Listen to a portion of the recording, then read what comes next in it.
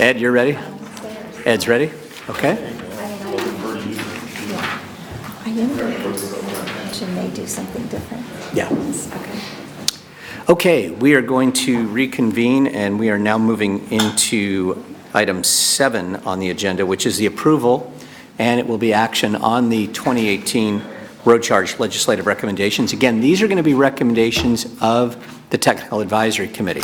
They will be published separately. And I don't know, Susan, if you want to address the fact that the commission itself has its own recommendations, but we wanted to make sure that the TAC had its individuality and its stamp on this as well. Okay. It went on and then you turned it off. Oh, I did. There you go. There we go. So at the California Transportation Commission, as you know, they're statutorily responsible for advising the legislature, and annually they do submit an annual report to the legislature with legislative recommendations by December 15th. And so the commission, I guess before we get into this agenda item, just to let you know, I'm going to share a broad perspective of the commissioners. They're very much aware of what the legislature has undergone over the last 2 years. First in enacting Senate Bill 1, and then after the enactment of Senate Bill 1, undergoing the proposition, the election. And there was one senator that was recalled, and this election was, it's just been a lot of turmoil in this state, within the legislature and within the administration. And for the public, a lot of focus on transportation funding, and also for accountability and how funds are spent, and just a lot of different areas. And so the commissioners, in their advice to the legislature, they have instructed as staff, their perspective right now that they want to relay is one of appreciation for the work that was done in the legislature and the administration. It is to demonstrate that the commission is working real hard to honor the trust that has been placed in the commission over $4.4 billion a year falls under the purview of the commission. And so this is a year where, over this next year, we want to let the legislature know that we're going to be evaluating what we did this last year. This last year, the commission did line up over $25 billion in transportation funding to transportation projects and established accountability processes and reporting. And so we need to see if we did the best job for the public possible. And that's what we'll be doing next year. That's the focus of the commission. And so they want to be real careful. The commissioners, and I'm speaking for them, and I have a commissioner sitting next to me, but they have relayed to me as staff that they want to be real careful about sending over a report that sounds as if we're trying to tell the legislature they didn't do enough. That right now we need to continue exploring road charge. We're going to continue that. The recommendations of the TAC are very important, and they will be in the report. But what the TAC approves here to distribute to the commissioners, in my role as the executive director for the commission, I will need to work those recommendations through the commission and ensure that they're comfortable with the message it might be sending. I will let you know, we have Bagley-Keene, just like you have Bagley-Keene. The commissioners have seen the draft recommendations, and we have as staff not received negative feedback, but it's the way in which we would highlight them. It will not be the focal point of the report, but rather an update on the road charge and the Technical Advisory Committee recommendations, and these will become, when the commission approves them, the recommendations of the commission as well. And so what I just want to make sure you're aware of is there could be some changes in the language that is approved by all of you today in the commission's action to approve the annual report and the recommendations. And if there are, as staff to this committee, I will report that back to you so that you're aware. Does that? Okay. Sounds good. So, Lauren?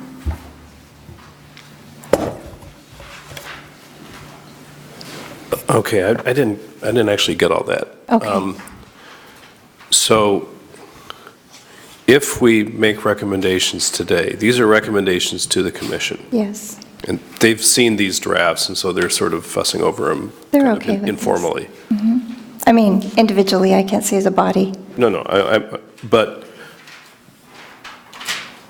are you saying, and then the commission when's your meeting?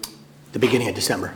So in a December 5th. couple of weeks, the commission's going to meet, and they're going to adopt their annual report, and there's going to be something in the annual report. There's going to be some kind of a recommendation, or there might be some kind of a recommendation in the annual report that's generally in this area. Am I right so far? Yeah, let me, just on that note, if we could stick on that. What we will do as staff is we will take your approved recommendations, and we will, as staff, incorporate those into verbatim into the commission's annual report for purposes of advising the legislature. But just like you all here as a body, I can't speak for the commission. The commission may make a change in some fashion before they approve the annual report with the recommendations that you have approved. They could tweak a couple sentences, they could eliminate a recommendation. As staff, as I sit here today, does not expect that to happen, but I want to make sure you're aware. And I'll just speak as the commissioner.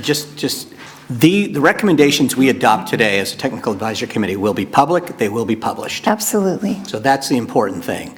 What Susan is saying is that they may not be completely adopted in whole by the commission, and so I think what she's trying to do is advise you of that and not say anything more. So Okay, no, I much into it. I'm getting that. I guess my question is,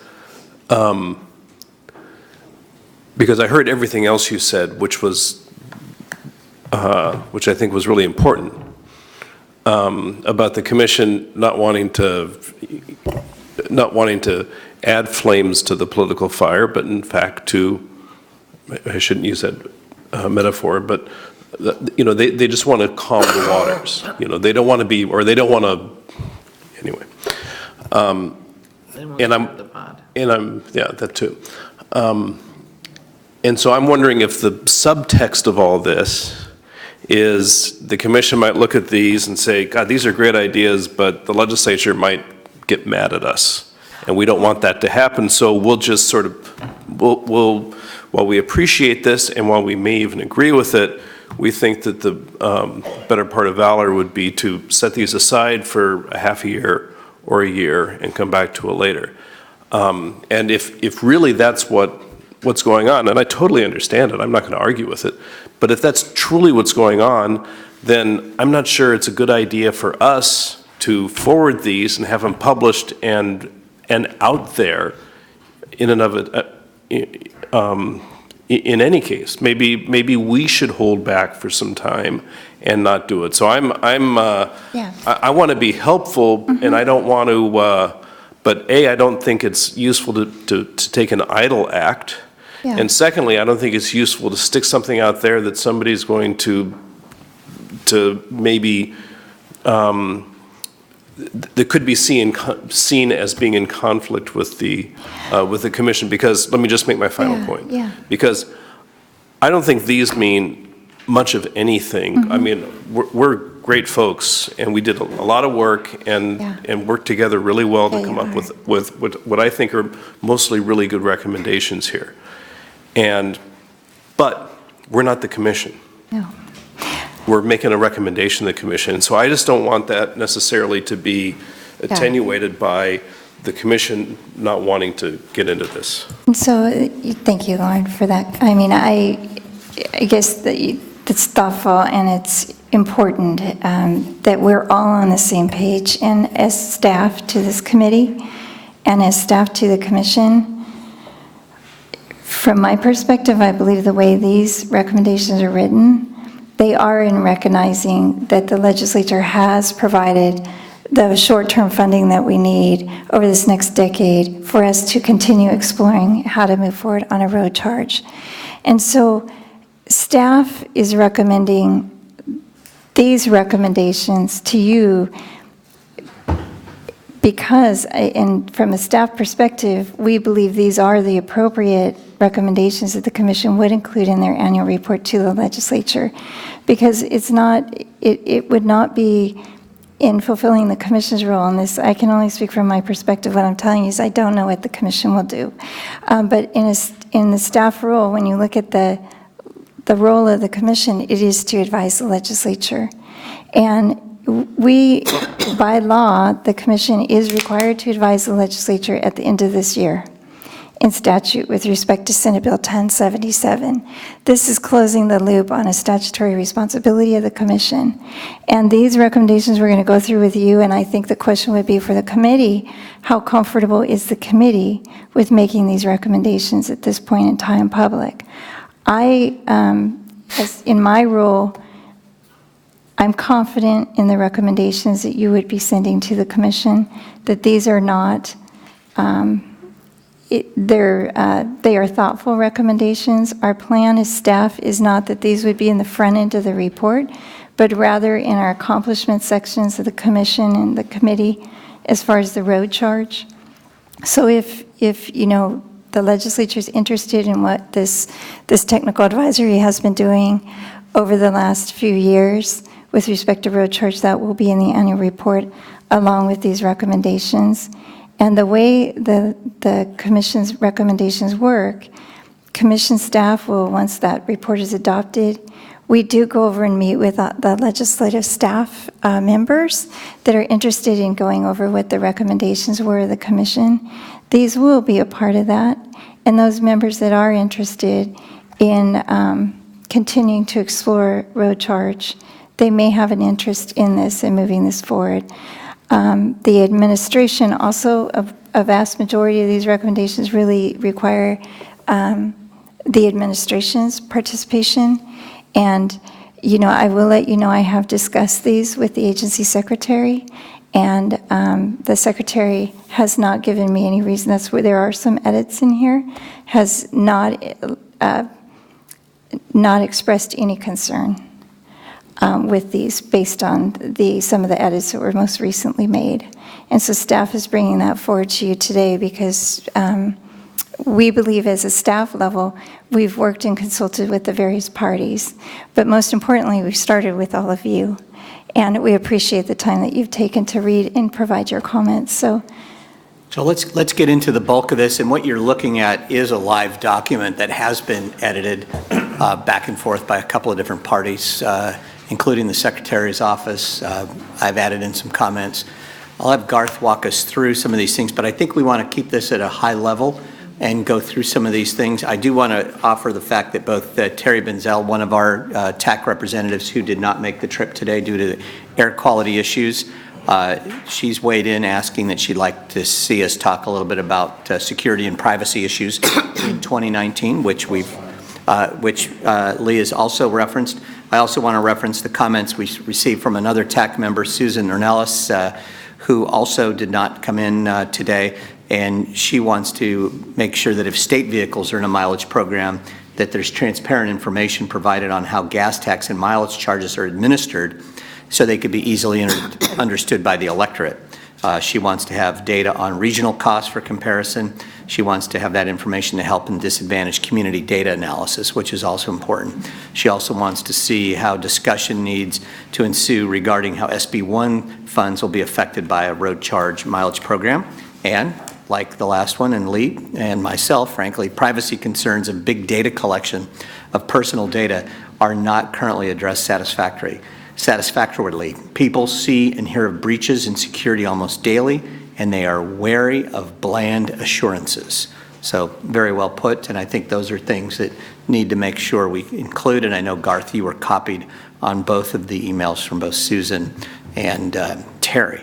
So with that, as we go to the first page of this, I don't think there's really much to discuss on the first page unless somebody wants to talk about that. I think really where we start is in the body where it says direct the California State Transportation Agency to develop a program. And Garth, if you want to, I don't know if you want to read it, if you want me to, but you'll see some of the additions, and then I'd like to at least look at that piece since there's some changes there and see if we have comments from members. Sure, I can just, tee it up here real quickly. First of all, there's two copies of the recommendations in your binder were handed out today. One is a tracked up that you can see that were changes, and one is just the cleaned up version with the track changes accepted, just for easy readability if you'd like. So basically, as both Commissioner Medaffer and Susan did discuss, you know, that Secretary Brian Annis has weighed in, and that's pretty much reflects the changes that you see before you here in track. The TAC members here did have opportunity to weigh in on two different iterations of these recommendations. The first draft changes were incorporated and sent out, and then this kind of reflects a second draft, if you will, of these recommendations, and which incorporate some additional recommendations we got, or comments that we got from the TAC members, and also, like we said, Secretary Brian Annis.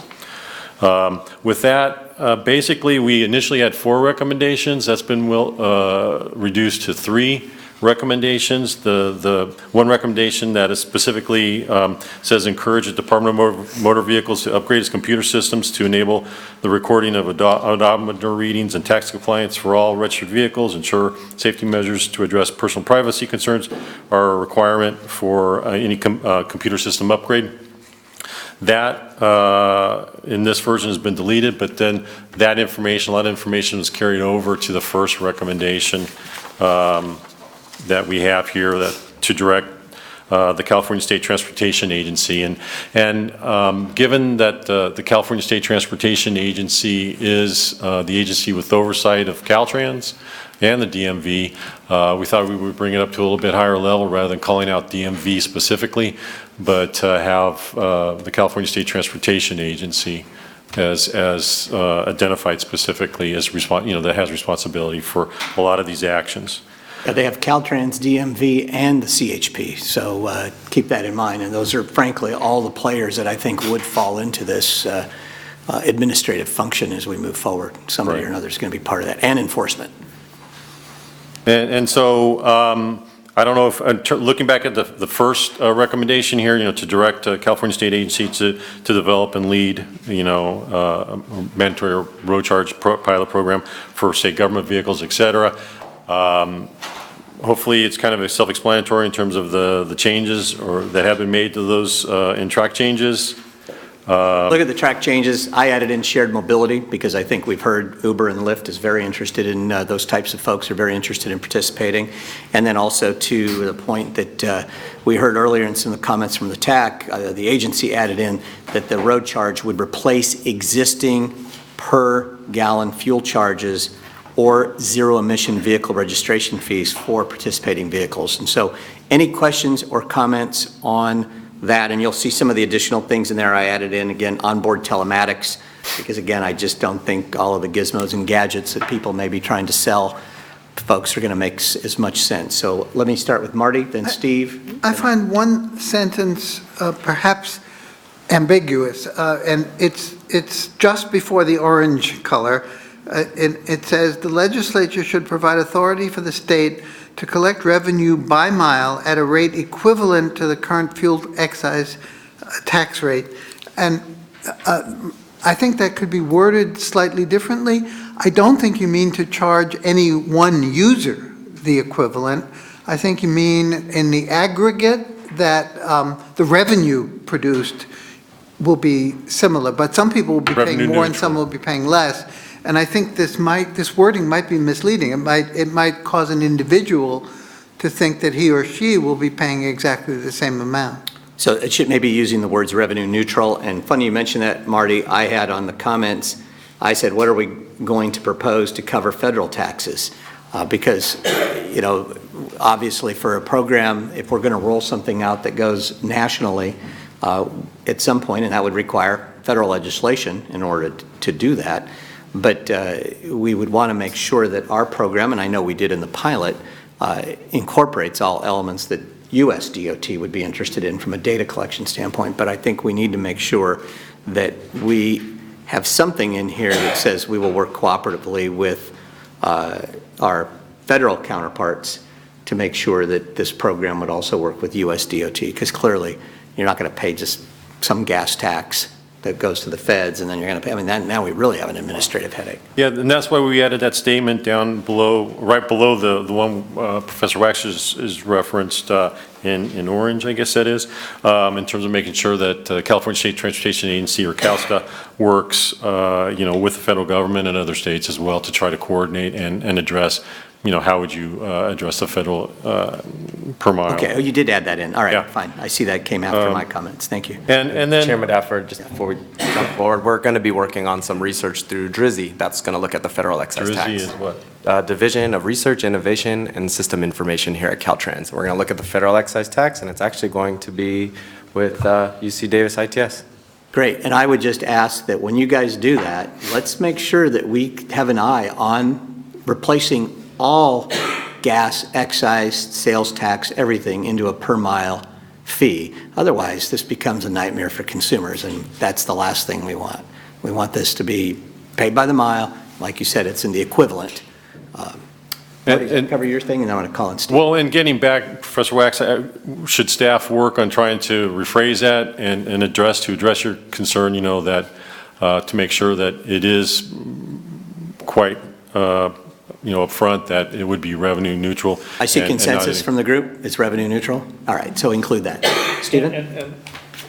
Just on that point, which is not what I wanted to talk about, but you could do that very easily by just adding in revenue of the current excise fuel tax rate or something like that.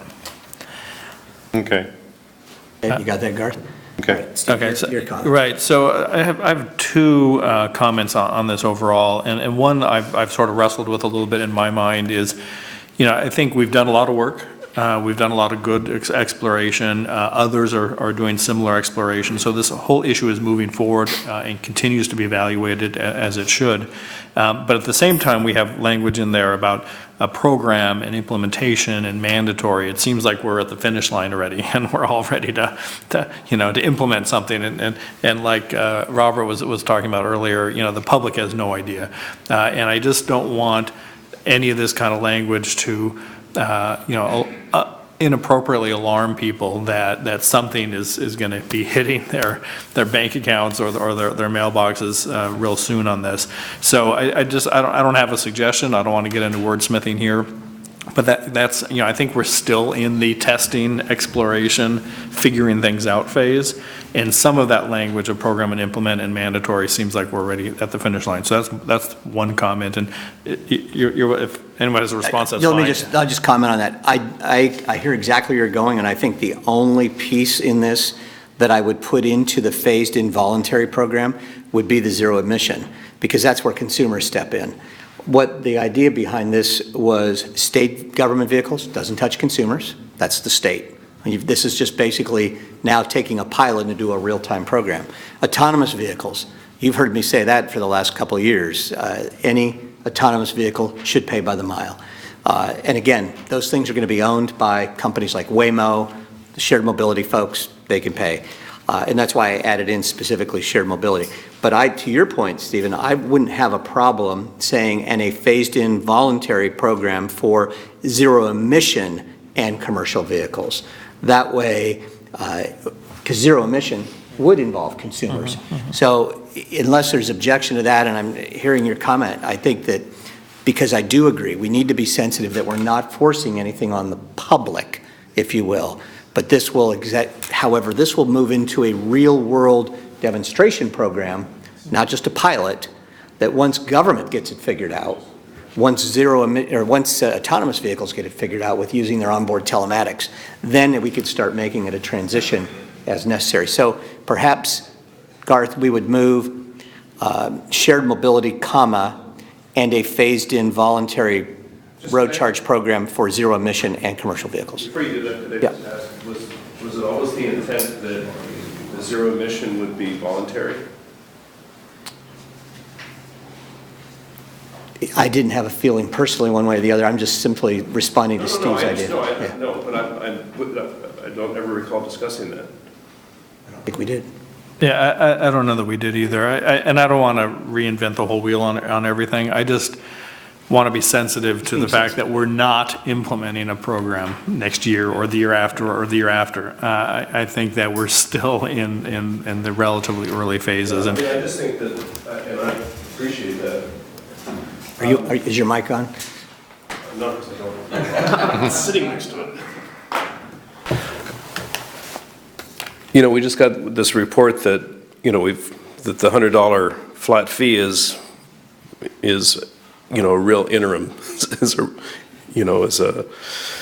doesn't work very well, or may not work very well into the future. So we may need to do something to address that, and I'm not sure making it voluntary is going to be an improvement on that. So I would just resist tying us, and more importantly, the commission, in to language that says a road charge fee on people who aren't paying anything now except $100 is going to, I'm just not sure that's a good idea.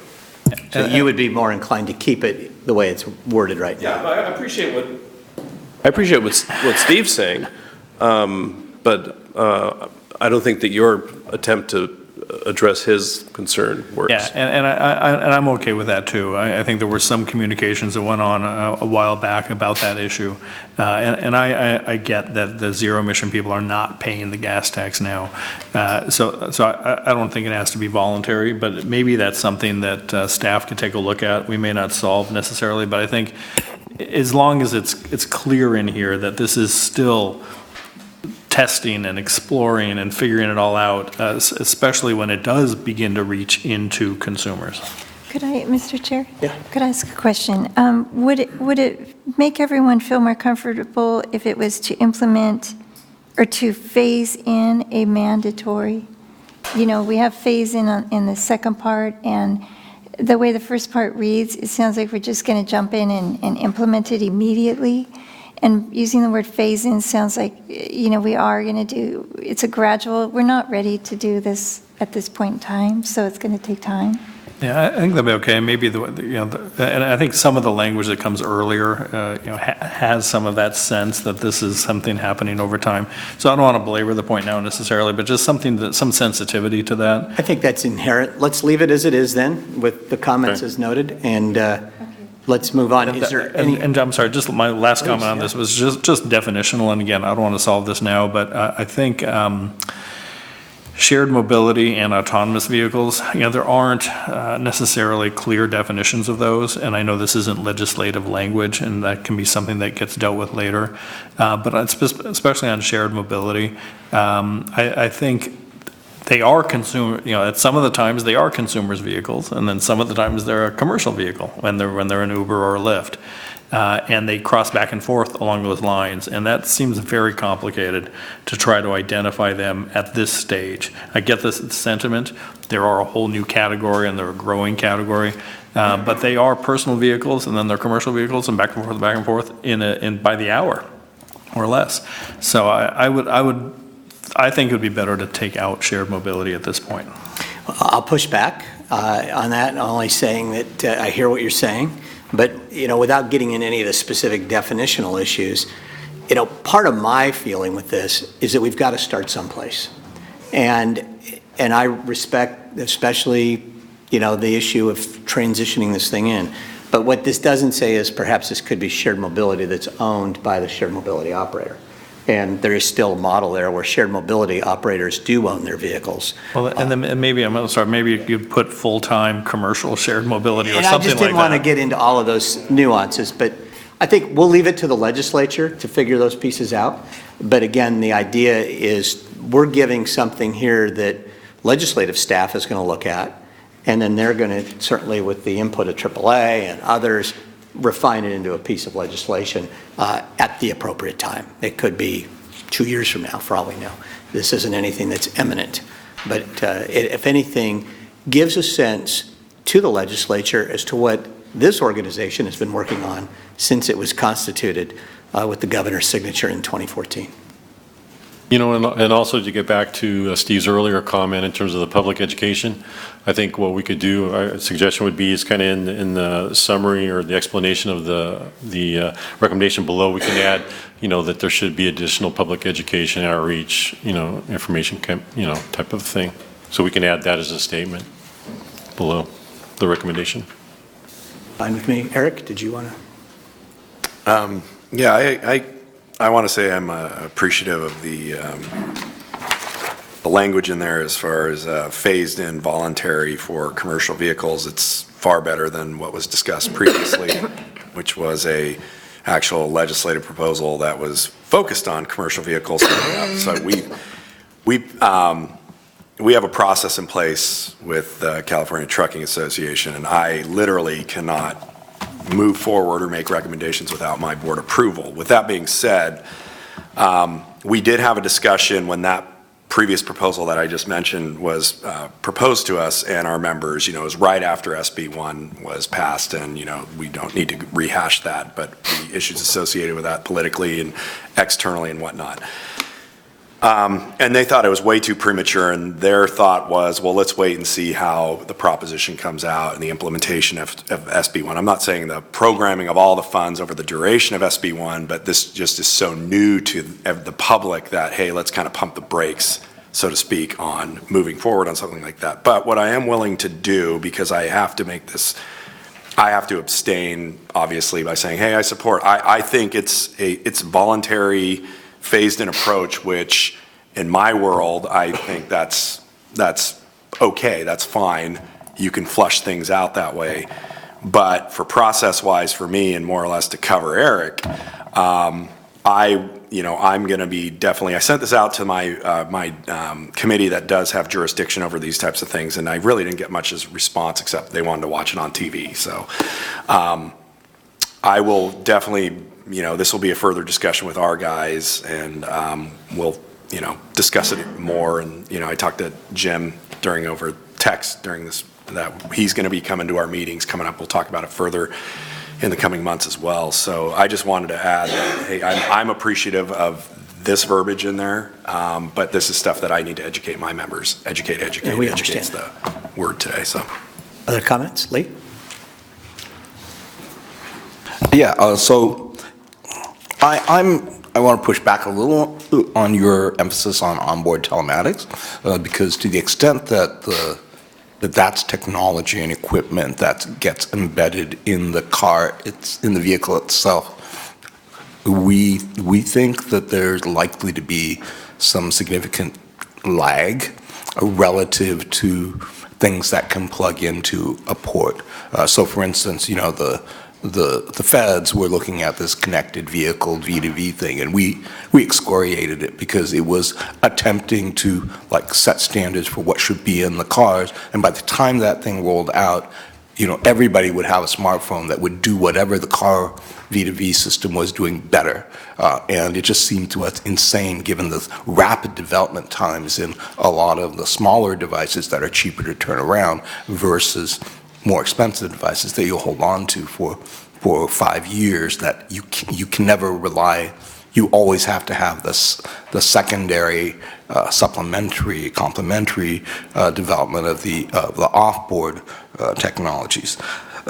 Second, there's a time element here that I'm concerned about, is that as we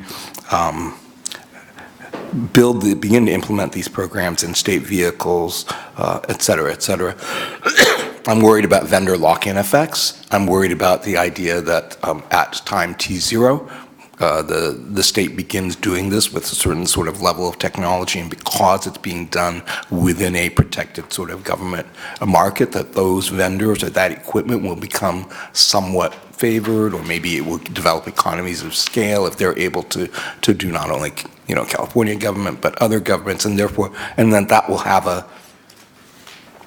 give them a leg up over other potential competitors in the market.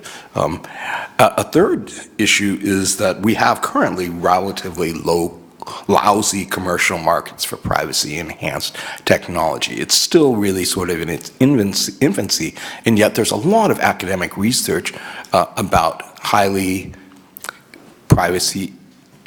protective ways of doing things like, I'll use congestion pricing as an example, right? Right now, you could do congestion pricing in a way that is that demands a lot of personal information from drivers and allows a lot of tracking, and people might say, how could we possibly do it without knowing where that car was? In fact, academic researchers have done proof of concept programs where essentially, for instance, you get assigned a billion or even a trillion numbers out of a number space, and you're constantly switching numbers, and so it's very, very difficult for anyone from the outside who's getting a fix to be able to associate different points, and yet, because someone will know that, yeah, these all belong to this particular account, certain people in the know will be able to actually verify, yeah, and you can do these payments with a cryptographic servers that will make it effectively anonymous, even though you're congestion pricing.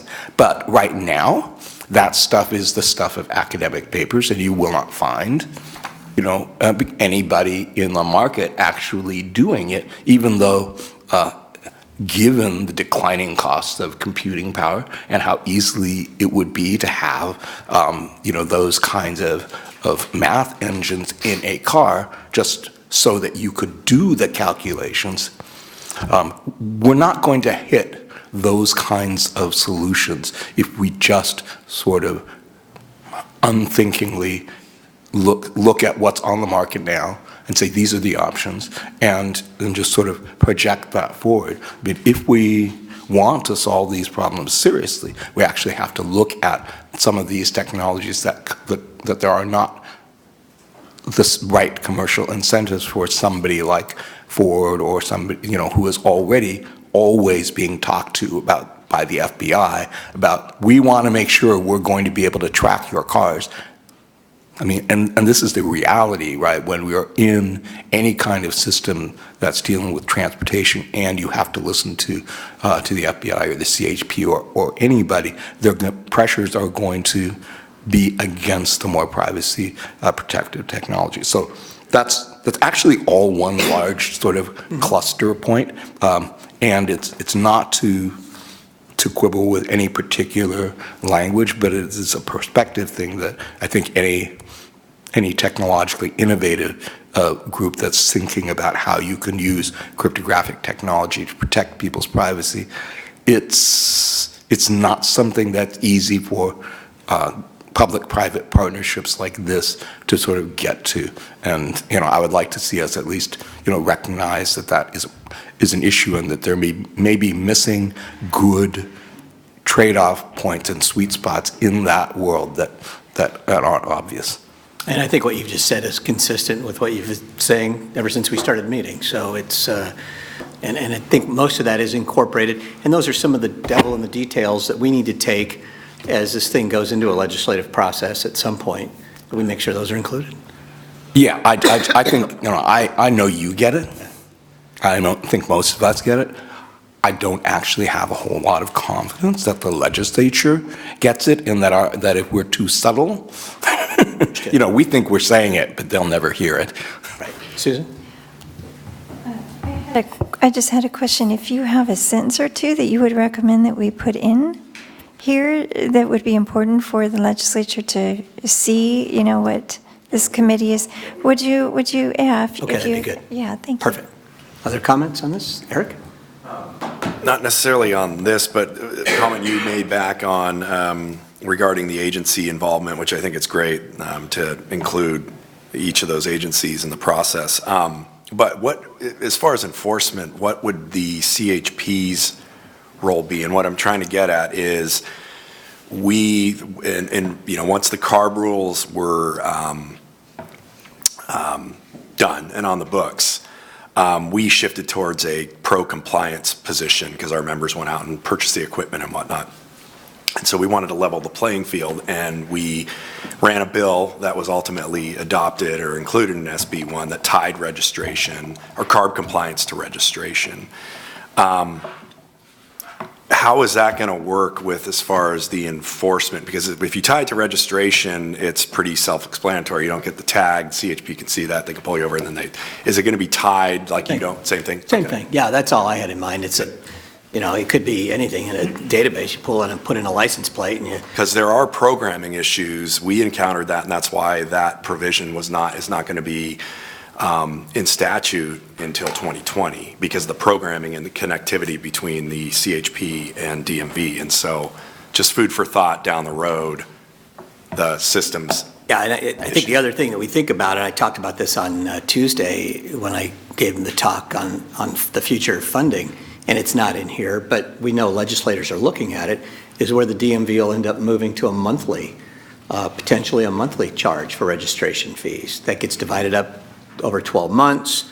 To me, I think that's one of the areas where they could ultimately, the road mile charges might get paid via the DMV.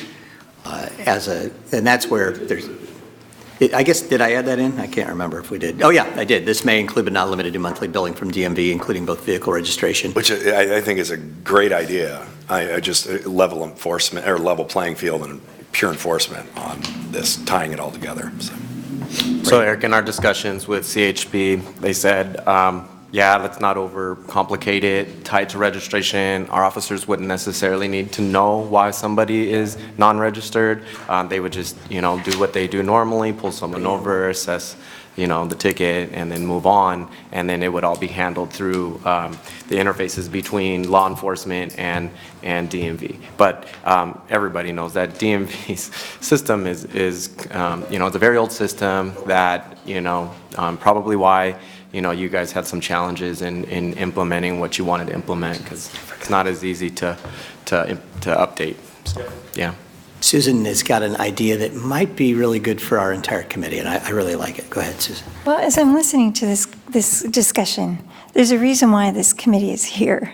You all have just the unique perspectives that us in transportation government don't have. I have a staff recommendation that in these recommendations, in this first one, direct the transportation agency to lead and develop a program. Would you consider adding in consultation with this committee? With the Road Charge Technical To Advisory implement? Committee. And I think if that was in statute, then at least it's similar to the pilot program, where you had a rule, there was a public forum, there was a discussion, and at least they would be Right, and that's the beauty of what this TAC brings, is that we have, even though, you've seen it before, where we've had people show up, and today there's not a lot of people here to speak on anything, but we've also been at meetings where we get quite a colorful response. Alan, I think you remember that down in Riverside. A lot of us do.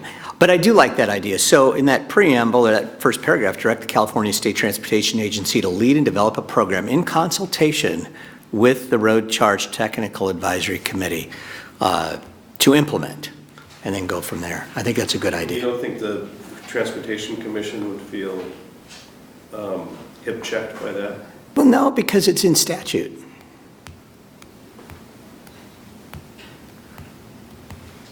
And certainly the CTC has every right to make recommendations as well, and it will.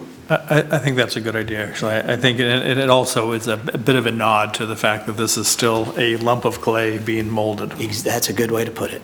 It's a good way to put it. And I think, getting to the earlier point I raised, having this task force at a joint meeting with the commission at some point where we can delve into some of these things would be instructive for both the commission and for you all, for all of us here, to hear the commissioners, because they come from different perspectives just like we all do around this table.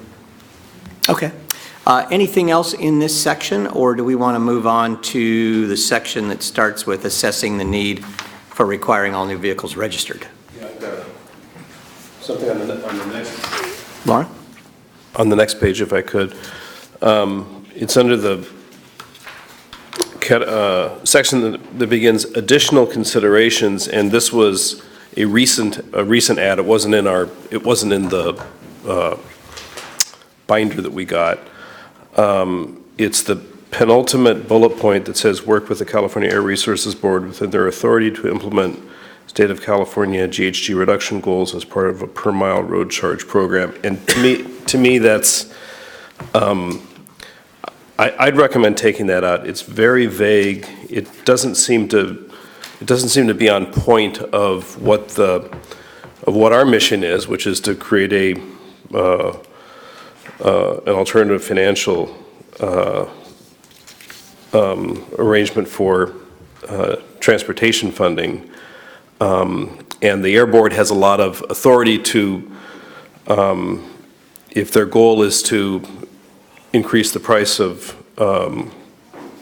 gasoline and diesel, they have ways of doing that that have nothing to do with a road charge. It can go, it goes far beyond that. So I just think that this isn't relevant to the, to what we're doing, and it could cause some upset stomachs unnecessarily. Lee and then Alan. So I share a concern about CARB, but I have a concern about them because I don't, in my experience, they don't care about privacy or security and are very data greedy. And so I would expect that if they had had a lot of feedback or input, they would be revisiting, a lot of our privacy and security concerns, because they would be wanting to use the equipment for data gathering of various types. So I'm not. So as a result, I always believe, you keep your friends close and you keep your enemies closer. And to the extent that we might be concerned that they would be moving in a direction that would be off step in some way, to me, that's actually a reason to continue to engage with them. I'm not taking away from your point about the scope. I just sort of, I worry that they have other ideas that would be inconsistent. Alan and then Steve. Yeah, I guess I just wanted to perhaps provide another perspective. I definitely understand the arguments about scope, but on the other hand, I think there's a lot of discussion in the transportation community about possibly other types of fees that are not necessarily related to road charging and funding infrastructure, things that we've even talked about here, so like congestion charges, occupancy, efficiency, and I think there's a unique opportunity here for the road charge program as maybe some sort of springboard through the platform to possibly enable some of these things, at least sort of in the future. And I think at least consideration of these other types of mechanisms through a standardized type of thing like a road charge at least can be sort of considered within this program. And so, Steve? Yeah. If I can add, I think the legislature and I think local governments as well are and will continue to pursue a whole lot of things for a whole lot of reasons in a lot of different directions. I think the initial charge of this effort was to find a long-term replacement to the gas tax for transportation funding purposes. And I share Lauren's concern, and if we stray, it may stray naturally in all sorts of directions.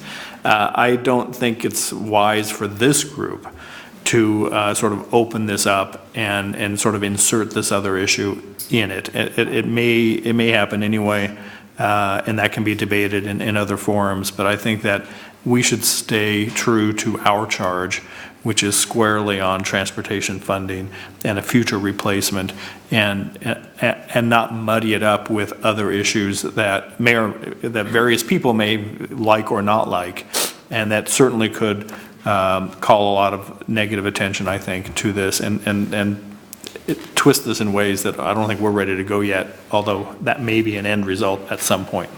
Yeah, I'll offer a comment on it as well. I hear clearly what Alan is saying, and Lee, Lauren, and Steve, and I have no problem taking this language out. And I will also say to our friends at CARB, I know that there's a strong interest to use this platform, as Alan calls it, to create a model for congestion-based pricing. And I've made it very clear, I've said this for the last several years, while that might work at some point in the more urban areas like a downtown Los Angeles or places where there's truly severe congestion issues, if for a second CARB thinks they want to use this program for that purpose, it will probably kill this program from ever happening. And I would just say this, it's premature. It's premature, it shouldn't even be talked about. And clearly, I can tell you right now, as this program gets phased in, which it will get phased in, over the next 5 to 10 years, there's going to be the zeal. We've even heard of some counties that would like to have the ability to charge an additional fee when you drive through their roads. We heard Sonoma County say it. We've heard other counties say it. But I think that's going to create a problem. We need to stay focused on exactly what Steve said. This is designed to replace a gasoline tax, which is, we've seen the facts, is going to become prehistoric at some point, ancient history. That should be our focus. The only reason I saw this piece beneficial is in case our friends in the auto industry don't come along with figuring out ways that they can reply to the exact issues that Lee brought up on how to use the onboard telematics. To where, but again, that might be, I just don't see the legislature pushing that. I think it ends up, it would have to be somehow done through an agency, and only CARB would be the one. But let's get to it at a later point. And so I would agree we can remove it for now. So the direction is to remove that I would statement? Okay. Okay, so the next section, unless there's anything else in that one, begins with assessing the need for requiring all new vehicles registered for personal and commercial use to be equipped with telematics capable of transmitting vehicle information, including current odometer reading necessary to institute a road charge program. And then there's the details that go into that. Any questions, comments on that? I think it's all stuff we've talked about in the past. The next section is the California Transportation Agency should build upon prior research from the 2017 pilot program and work with the University of California to conduct an evaluation of potential impacts to disadvantaged communities resulting from a transition to a per-mile road charge program. And this gets into the social justice issues that we've talked about, which are very important as well. And I believe the copy on that is pretty clear. So seeing no changes on that, I think we've done the bulk of it then. All right. Well, with that, in order to adopt this as an action item with the notations that Garth has noted in our discussion here, if I hear any other comments, I would entertain a motion to adopt this. Second. Motion from Professor Wax and a second from Councilmember O'Connor. Any further discussion on the recommendations as proposed? Hearing none, all in favor, please say aye. Aye. Are there any opposed? Any abstain? Abstention from Mr. Sauer. Duly noted. With that, thank you very much. That is adopted, and we will transmit that both to the CTC and move forward as it goes forward. We will talk as we move forward also on getting this group together with the CTC. As Susan identified, we'll figure out when that can happen. We can't make a promise as to a date, but something that we could look at. Let's go to the next item on the agenda then, which is item 10, and I'll turn it to Garth, where we'll look at the proposed dates for 2019. Sure. You each have under tab 10, agenda item 10, 4 dates in 2019 that are proposed for the 2019 TAC meeting dates: February in San Diego, April in the Bay Area, and a location to be determined specifically, September down in LA, and lastly November 2019 in Sacramento. So we just need an action from the TAC in terms of if those dates seem to work, and for the TAC. Okay. So this is an action item. Any questions or comments on the dates, locations? Hearing none, I need a motion to approve that. I move. A motion from Mr. Poitras, a second from Ms. Barlow. Any further discussion on it? Hearing none, all in favor, please say aye. Aye. Any opposed? Any abstentions? All right, that is done. So Garth, if you want to take us through the Sure. action items? Sure. Staff will ensure that we'll get copies of the Mineta Institute revenue study that Professor Wax worked on, along with folks at the Mineta Institute. We'll also make sure Alan Jen, when his report is ready to be prepared, he said it'll be sent out as a draft. He'd like to get comments. We'll make sure that all the TAC members do get a copy of that report from UC Davis ITS. Also, kind of looking into 2019, I'll sit down with Caltrans staff and kind of strategize in terms of what role the TAC will play on some of the studies that Caltrans is working on in 2019. And Jen or Doug, do we have any action items that I didn't address here?